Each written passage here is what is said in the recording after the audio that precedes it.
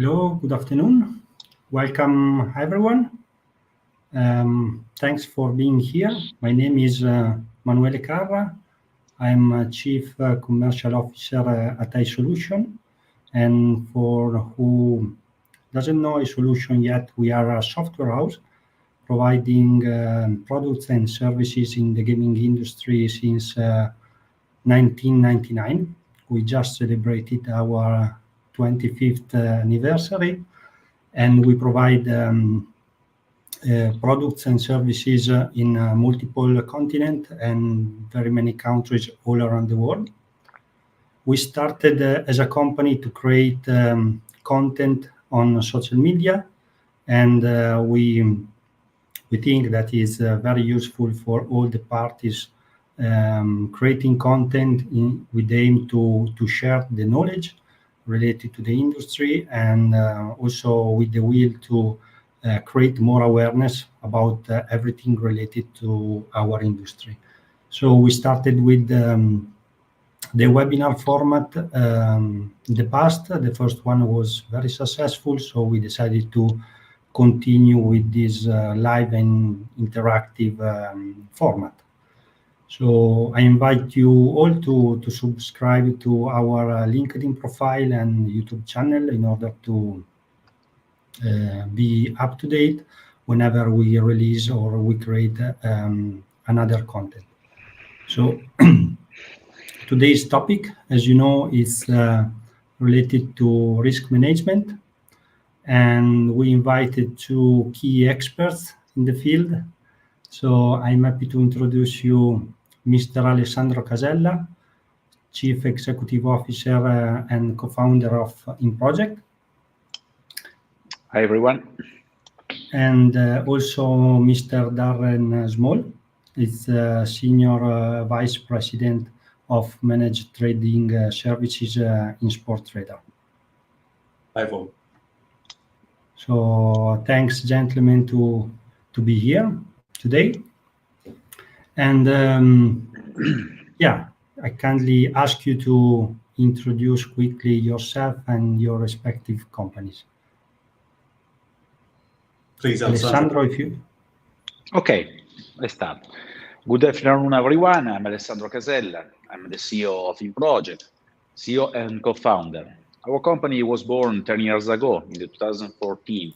And at the beginning, our company developed a software that manages the pre-match odds. And thanks to the results of our software, we are here right now. Obviously, today, the pre-match is not the only one core business of our company, because during the years, thanks to our first software, we had the possibility to grow up very faster and create more software related to sports betting, esports, and in horse racing that complete our wallet of our product. I'm very happy to be here. I thanks a lot iSolution and Manuele that give us the possibility to talk about this argument that interesting us and obviously is a part of our business. Thank you, Alessandro. Darren? Thanks, Manuele. Listen, firstly, I'd like to say thanks for having us here today, and congratulations on your 25 years. It's a pleasure to be here to celebrate with you and to represent this, obviously a very, very important anniversary in your company's life. Congratulations to start. Thank you. My name is Darren Small. I'm the Senior Vice President for Managed Trading Services in Sportradar. I've been with Sportradar for 15 years, so I've seen quite a lot of change here, and largely responsible for trading integrity and subsequently the risk management stuff inside our product range. As you know, the product for Sportradar, or the product range for Sportradar, is very wide and vast, and we cover everything from odds production and fixture management all the way through to streaming and AV services and ad services as well. So, but we're here to discuss today really about the risk management and the odds production stuff. So around automation and AI, which is a large part of where MTS as a product has driven itself in the marketplace, and we are really proud of what we do here. So hopefully we'll get to explain a little bit more of that as we go through today. For sure we'll do. Thank you, Darren. So before starting to discuss the topic, I invite all the audience to drop a question in the chat below, and we will be happy to answer during the question and answer session at the end of the webinar. So let's start to discuss the topic, risk management.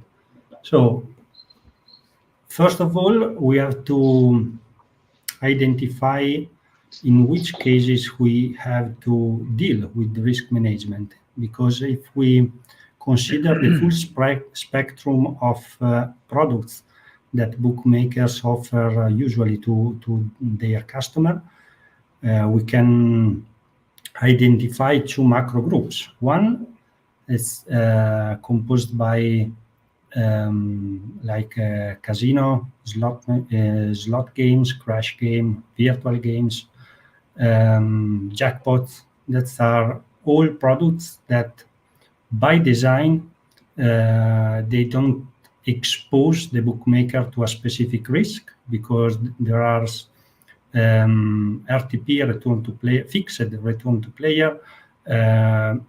Everything have been designed and is based on a certified math behind the game. And for this type of offer, risk management is not needed for bookmakers. But on the other hand, there is another group of products that basically is everything related to fixed odds, like sports betting or esports, even lottery betting. These products, this type of products, doesn't grant by design a profit to the bookmaker, to the operator. So, of course, bookmakers have to protect themselves, and that's the reason why risk management is needed for this specific product. So, what does it mean managing the risk?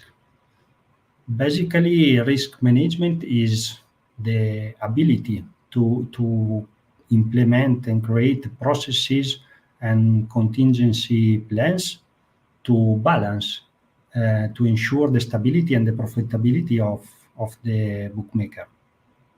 So it's always a balance between creating an interesting offer for the customer, but on the other side, creating an offer that is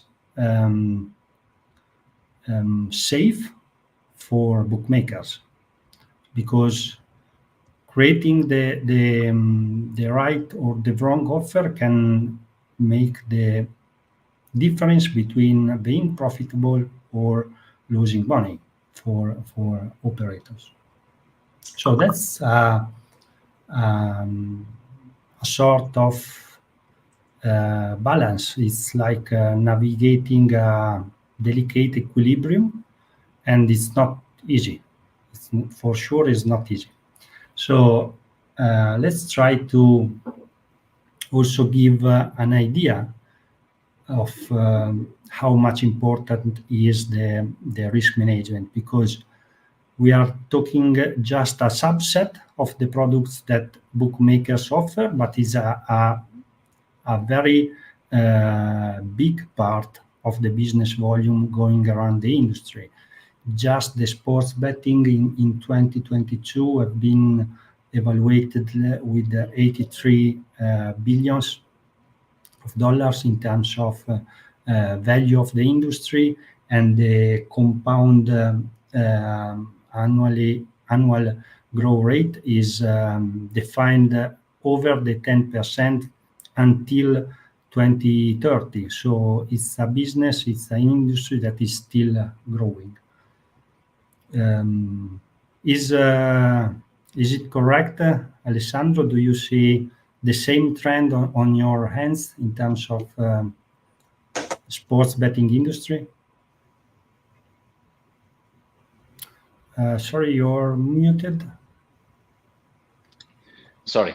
Yes, I agree 100% in what you are saying right now. I think is that in the last, my personal experience in the last 10 years, our company was born, this industry grown up very faster in terms of stakes, in terms of market, in terms of products, something that never happened in the previous years. Because the beginning, I'm in the industry since 2007, and in the last years, and in the first years was very easy to manage because I remember it was few markets, few lives, events, and now obviously we are full of events, full of market, full of odds, and in terms of entertainment, something is changed because the product is very complete, is very full. It's very hard to manage because, as you can imagine, in every single events, you can create more market, more solution.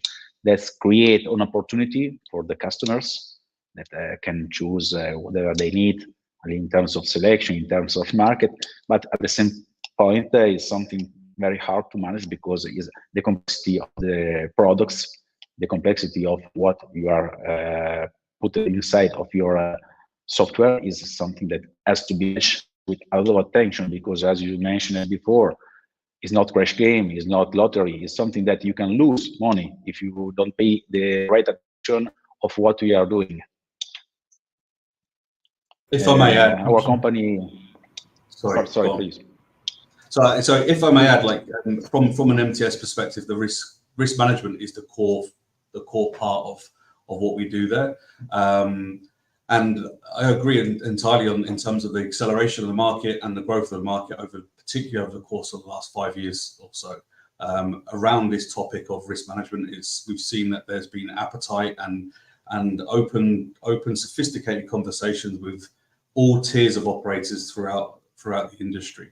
As the service today, we're processing around 1 million unique events a year.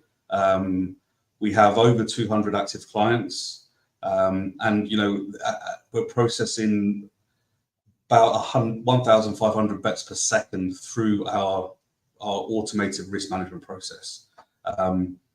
And it was very conscious from our perspective to look into this process as much as we could to support the growth around using our AI technologies. And I know that's something we'll talk about as well, but we understood very early that we could see this acceleration happening, we could see this need in the market, and we felt it very important that we underline that with scalability and size from the get-go.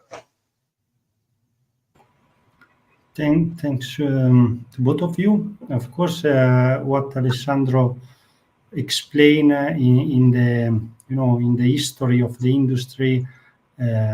Also, on our side, as a platform provider, we had to deal with the always increasing needs in terms of online events. At the same time, so if we look behind 10 years, the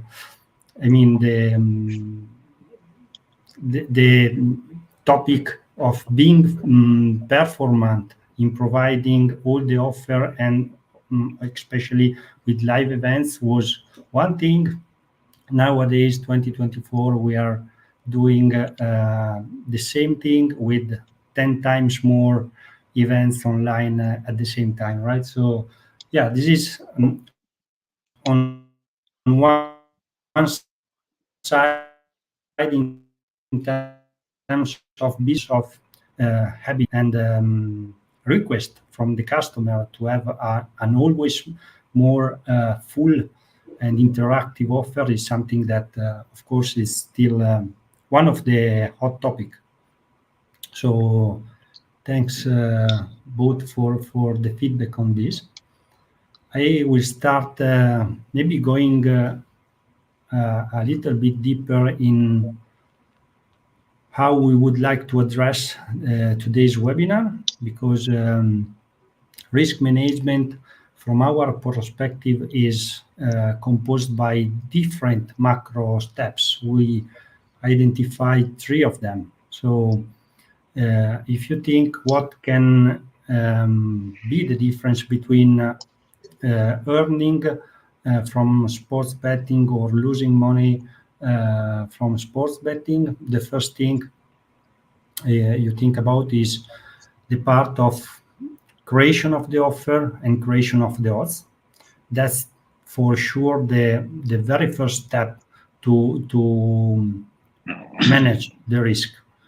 On the second step, we identified everything is related to real-time management. So as soon as bookmakers have an offer in place, it has to deal with coming bets from customer.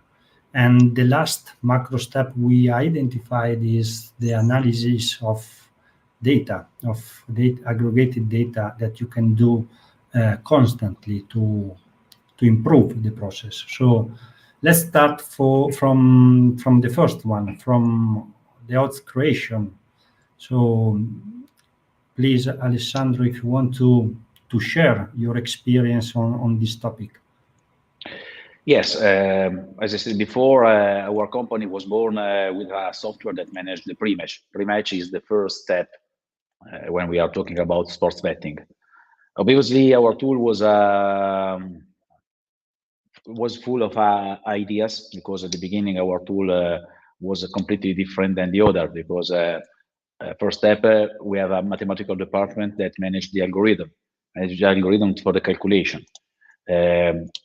Software means also something fast that can help the algorithm to calculate fast the odds. But to create the odds, in our opinion, was at the beginning, you have to compare what your competitor or your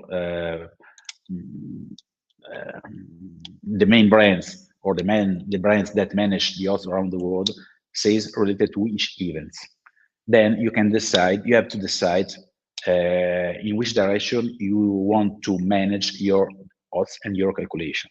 This is the reason why during the last year we have analyzed a lot of data related to statistical data, related to what is happened during the events. But every kind of calculation is a little bit different than what the market says. The market says the price, and the same market adjusts the price during the events. In our tool, the possibility to manage the price is very fast, because you can use your competitor, you can use what all around of you in your market are doing to adjust the odds, to manage the odds, and to be always aligned to the market. This is one of the best, the main thing in our idea, because if your idea is better than the others, that doesn't mean that is the right idea for your business. Because as you know, if you publish in your odds something completely different, right odds, but is completely different than the other, you can give the possibility to the customers to gain money, because the arbitrage is something that the bookmakers want to prevent. This is the reason why when we start to create, we give the possibility to our clients to create the odds in our tools is, okay, I can manage my odds, I manage my number, but I can constantly compare what the other are doing in the same moment, in a real time. This is the reason why you are always aligned to the market, and your odds from the beginning to the live are always aligned to your referral market, because it's too much important also to say that if you're working in Italy, UK, and South America, you can't use as a competitor, as a comparisons, someone that works in the other side of the world, because the people has different ideas, different attitude to bet. This is the reason why every micro zone has to be used to create market. Obviously, not so different than the other, but aligned to your key, aligned to your ideas, but at the beginning, not so different than the other. Yeah, that's very important topic in my opinion. So there is, even from our perspective, there is no way to have a single sportsbook offer that can fit worldwide the needs. Never. So this is very, very important. Having. I'm sorry if I interrupt you. This is the reason why our tool is a bit different than the other, but not because it's better or not. But we have tried to fit our algorithm for each one of our clients. We manage the rules of calculation in function of each client, in function of where they are working. Clients that are working in Africa has rule of calculation a bit different than the clients that are working in Europe or in America, because a different habitude means different calculation. 100%, I agree. So it is always a matter of tailoring the offer, considering the market, but also considering the habits of the final customer. What's your thought about this, Darren? Well, I was going to add, I mean, from Sportradar's perspective, we've been running a odds product pretty much in live for many, many years now. As long as I've been at the company, we've been involved in the creation and settlement of hundreds of thousands of events a year. And as I said, we're on towards 1 million events at the moment across multiple different sports. And we see this as Alessandro alluded to, that there is a requirement for you to look at specific markets for specific sports, or particularly from a customer-centric perspective. But also we look at the fact that there isn't just an automated version of how you manage this. We have invested heavily into what we do. There is automation around the products, but we also need to manage exception a lot. So there is the team that we have. We have over 550 traders globally who are helping to support and to maintain this market position on our pricing. As Alessandro alluded to earlier, he suggested that, you know, just because you're mathematically correct about a price doesn't mean that you're correct about price. And that is so true when it comes down to putting your price in the marketplace. If your price is too far away, you create arbitrage, you create value opportunity, and without the right eyes on the market and without the right systems in the back helping to prop you up, you can expose your customers to quite significant issues around the risk management perspective. Absolutely. So I think we are all on the same page in terms of the importance of having a very tailor-made offer to propose to the customer. So this was the first macro step related to the risk management. I invite all the audience again to drop questions into the chat. We're going to answer later on. And now we can start to approach the second macro step of risk management. Let's start as soon as we have an offer in place, an offer on the platform, on the website. And what's happened? Now we have to start dealing with bets coming from the customer, right? So this is what we call real-time risk management. It's a set of best practice and products that can work together to optimize the exposure of the bookmaker. So there are some that are even before accepting the bets, one best practice, and it's mandatory to implement it, is to set up a mechanism to prevent some specific odds to be placed together. There are some market types that we called incompatible, because if you place those market type together into the same bet slip, and they are related to the very same outcome of the match, you can spoil somehow the bookmaker, increasing the potential winning, but something that has to be prevented. This is one example, but there are also many other limits that bookmaker usually implements to decide to accept or refuse a specific bets. We are talking about limits on the stake, on potential winning, specific limits on a specific sport or specific league or specific market type. So there are many. As much as the platform is sophisticated, the more limits you can set. And the more limit you can set, basically you can fine-tune your exposure and try to gain as much profit as possible. So those are best practice and limits that all the bookmakers usually implement. Luckily, some of them can be automated, right? So that's a good news. There are some of them that can be automated, and MTS services on Sportradar for sure can help doing this.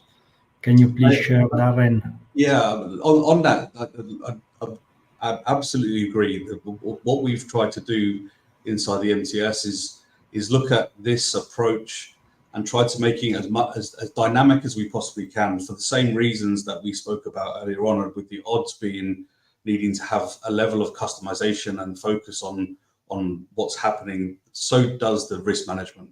Depending on the sport type, depending on the quality of that sport, where it's being played, who's participating, we have to be able to adjust those limits and those acceptance protocols dynamically as we move through the different stages of the life cycle of those events, from pre-match through to just before the event starts, during the event, and just in any pause or breaks during the play of the game.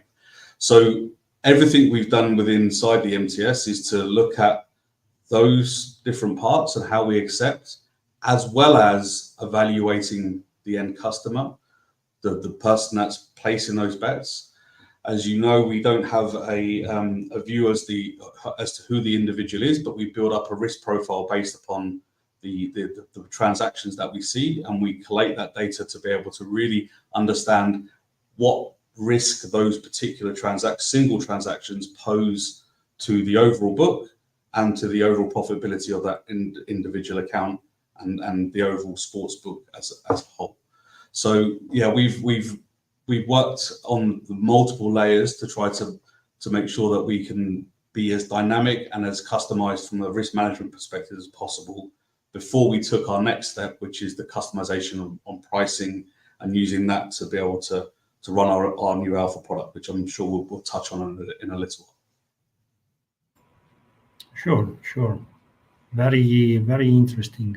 And in terms of risk management, if we look behind again, 10 years ago, 15 years ago, there was no way to manage this type of things in a fully automated way.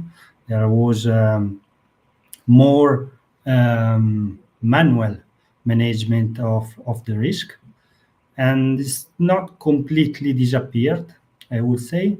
There are some scenario where maybe the manual risk management is still needed. I mean, I can think about the bookmakers willing to promote and offer a match of a very local league.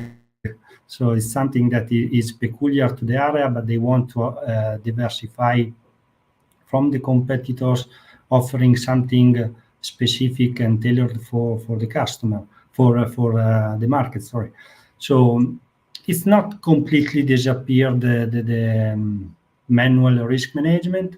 There are many ways. I mean, we strongly believe that having an hybrid risk management system can be the best option. That's the how we designed our sportsbook platform iceBets.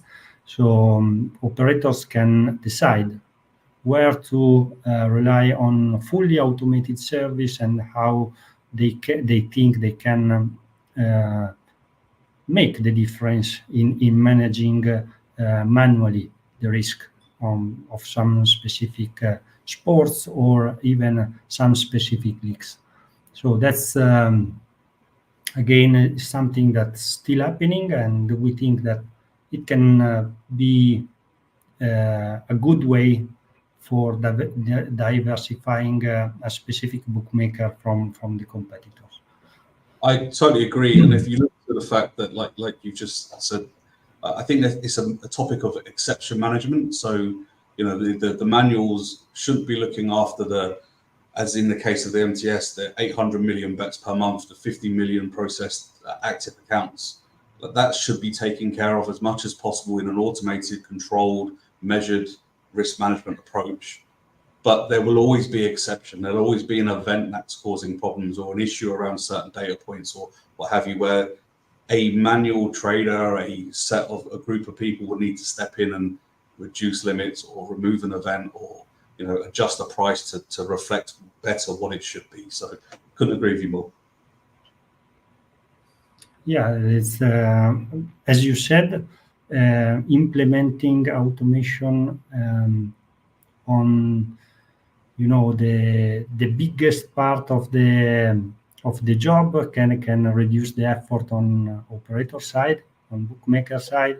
I think about trading teams back in the years. They were huge teams, and it meant a lot of investment from bookmaker side. So now we can rely on this automation, and if you can rely on automated things for the biggest portion of the job, I mean, you can focus on what can bring difference to the business and manually managing a risk on some specific portion of the offer. So very, very interesting. This is, I mean, the real-time risk management. We think we completed the brainstorming on it, so we can move quickly to the third macro step we mentioned before during the webinar. So after we accepted bets from the offer we created previously, what can be done in addition? For sure, it's very important, in our opinion, to be in the position to analyze aggregated data, because this is the final step that can help operators to evaluate the offer they proposed, to analyze the behavior of its customer, to realize if the offer created was profitable for it or if it can fine-tuned in the future. So data, at the end, data gives answer, right? So it's a matter of analyzing and evaluate the job done creating the offer in order to create an even more attractive offer in the future. Is something that we see like a never-ending learning and improvement process. You create the offer, you manage the risk, you analyze data, and you create a better offer in the future. So that's how we see, the flow, the life cycle of sports betting. I guess this is where we come to the we talked about the customization and the dynamic nature of the odds products and how they work. And what we've done over the period of managing risk management through our MTS is start to develop things out like our alpha odds, which is, as you've alluded to, helping to balance that the odds that are being on offer against the liabilities that you're creating from your acceptance of bets, and then reflecting those in the price so that the odds that you are now displaying, the offer that you're putting to your public, to your customer base, are reflective of the best possibility of you making a more efficient trade and a more efficient liability management for your sportsbook.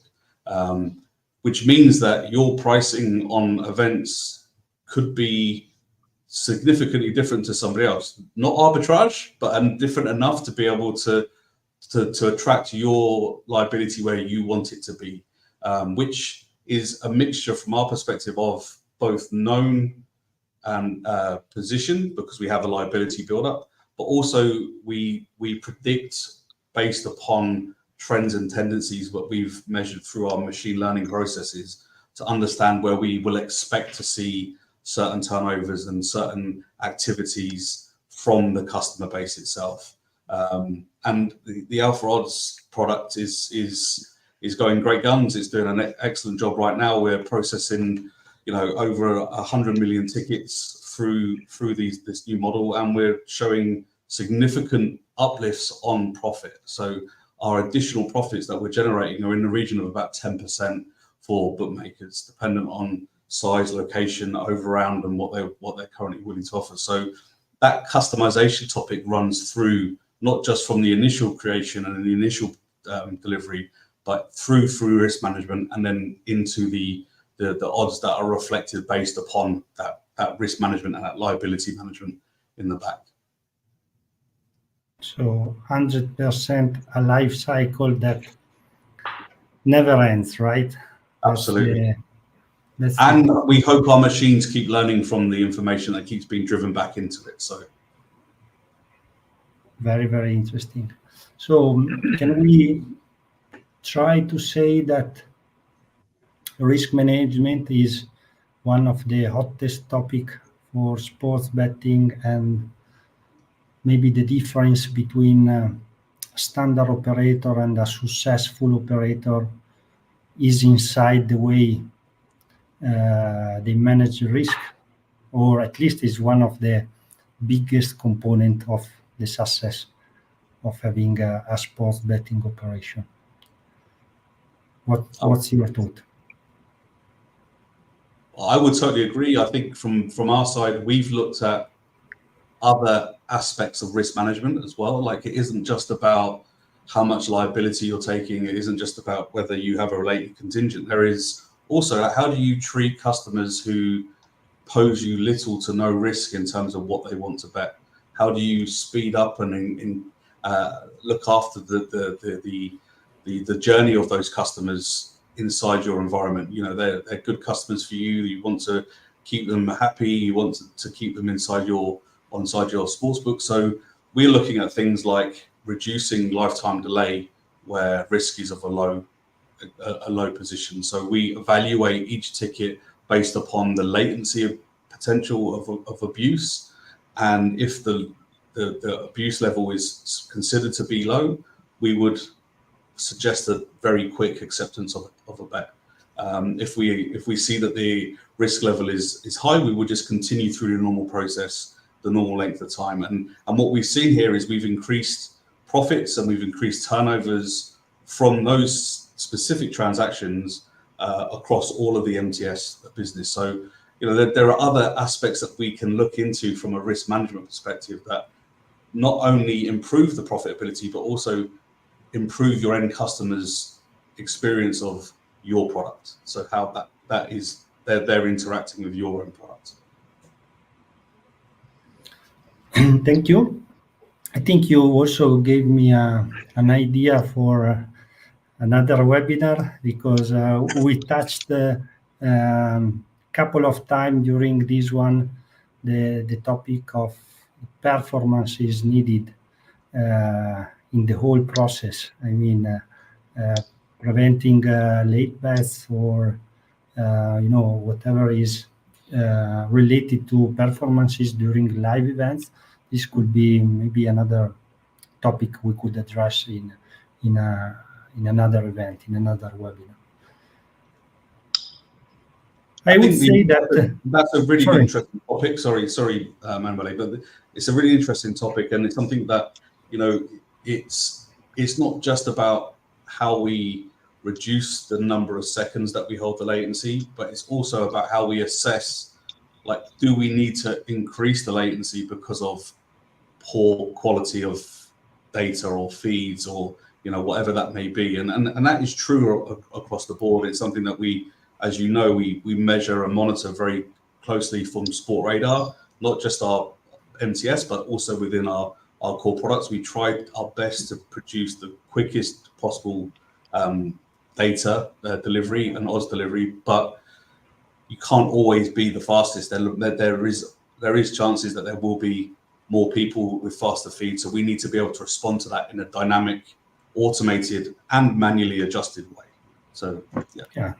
That's true, and maybe it's not something that people realize, but the chain between the person watching the event and sending data to the odds provider until the final user placing the bets, time could be very, very short between, but the chain is long to manage. So not always, as Darren mentioned, it's a matter of reducing the time. Sometimes there are multiple ways to overtake that issue. Very, very interesting.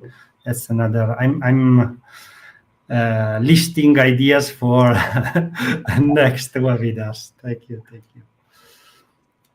I think we are done with the topic of today, with risk management. So I think we hope we helped everyone here understanding the importance of the risk management in the sports betting and all the macro steps we identify as crucial. So I kindly ask to my colleagues in the backstage to start with the question, if we have some. So one from Daniel Rosta. How do you fight against faster feed, which is a real issue on cricket, which is one of the most growing sport in your ecosystem, Sportradar? So I think Darren is the right person to answer, Daniel. Yeah, I mean, I hope part of what I said earlier on sort of addresses it, but I'm pleased you addressed the point of cricket. It is a very, very fast-growing sport in terms of the European exposure, but it's been a big sport for a long time in the subcontinent, and India and Australia and South Africa, etc. It's a very big interest there, and it's something we've had to address in terms of official relationships with rights holders, in terms of dealing with the latency issue head on.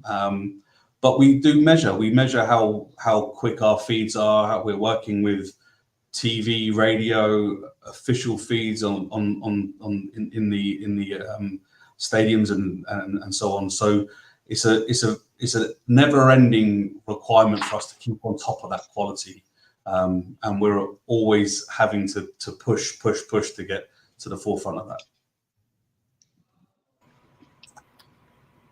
Thank you, Darren. Any other question? Is there a plan to implement such technology that is already used on tennis, for example? Still, Darren? So we've obviously, as you know, got a very strong relationship with the ATP. We're looking at all the data we can take from that, which would be extremely fast data as we have, but also in addition to that, we have deep data that we would be driving from there too. So yes, we are absolutely looking at implementing more and more improve services around our tennis coverage, and trying to reduce those latency exposures that we see. We historically have worked with ITF for many, many years, and have improved that product to what the industry sees it as today, which is a reliable quality tennis offer in the market. So we all of these things that I've described in terms of the latency management, the alpha odds, they're all applicable to tennis and the other sports that we offer. Thank you. Any other question? John Gianni. How can algorithms balance the attractiveness of odds with the containment of risk on winnings? This, I would say, Alessandro, would you like to address this one? Yes, I think yes, I can give an answer related to this question. We haven't any data related to the stake of each odds right now, but it's something that is already used in the Asian market. Just to talk about an example, the Asian market works with this kind of solution because they change the odds in function of the stake. They reduce their profit, but they gain money in every bet because as you input of stakes that it takes inside of our each bet, each odds, adjust the odds in function of the stakes and change the spread in function of. This is an algorithm that already used the Asian market. Is not useful for the European market or the market that we are using right now because it's not 2 market odds, but it's more than 2.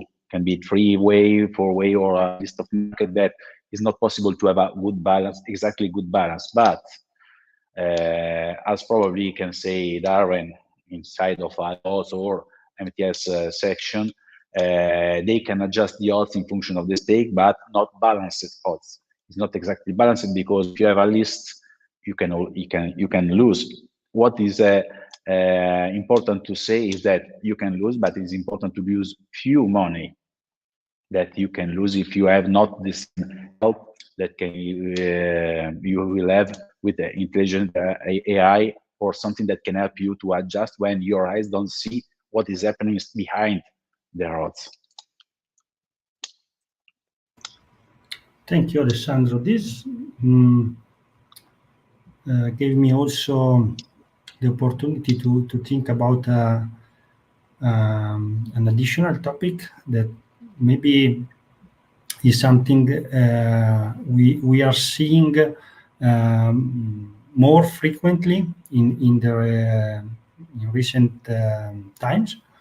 It's the way bookmakers find and identify some specific events where they boost odds to attract players, to attract their customers. So they decide to expose them more on some specific events or league, just to have something better than competitors with that regards, and trying to diversify themselves from the other offer, but in some specific portion of the offer, isn't it? Is something that you are used to manage and deal with your customer too, Alessandro?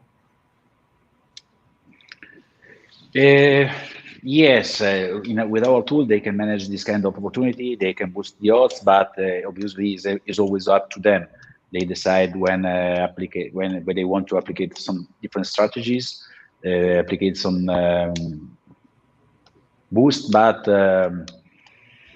my personal point of view is something that is a commercial situation that is like to pay something to have a good advisory to relate to your bookmaker, but you spend money to boost up nodes instead to spend money to buy a space in the TV or something similar. 100% is a marketing cost. It's for Exactly. acquiring or retaining customer thanks to this Yes. specific cost. That's Nothing related to the probability. No, for sure not. But I hope not. marketing is not about math, right? No, never. That's not. Okay. Any other question?